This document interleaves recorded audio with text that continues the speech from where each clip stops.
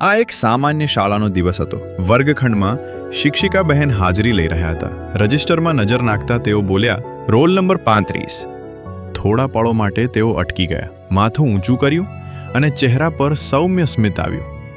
પછી ખૂબ લાગણીથી પૂછ્યું, મેહુલભાઈ, તમે છેલ્લા 5 દિવસથી કેમ નહોતા આવતા? ઘરે બધા મજામાં છે ને? મેહુલ થોડી શરમ સાથે ઊભો થયો, પણ અવાજમાં સન્માન અને સત્ય હતું.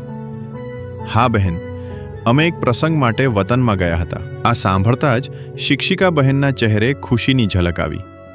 તેઓ સ્મિત સાથે બોલ્યા, ઓહ સારું, પણ ખબર છે, છેલ્લા 2-3 દિવસથી અમને તમે એટલા યાદ આવતા હતા કે ગઈકાલે તો અમે તમારું મનપસંદ ગીત ગાઈને તમને યાદ કર્યા. થોડી મજાક, થોડી લાગણી, અને પછી હસતા કહ્યું, અને જુઓ કમાલ, આજે તમે સાચે હાજર છો. આ સાંભળતા જ આખો વર્ગ ખુશીથી ગુંજી ઉઠ્યો. મિત્રો તાળી વગાડતા બોલી ઉઠ્યા, હા બહેન, કાલે જ ખૂબ યાદ કર્યા એટલે જ આજે મેહુલભાઈ આવી ગયા. એ પળે મેહુલના ચહેરા પર એક અલગ જ ચમક હતી.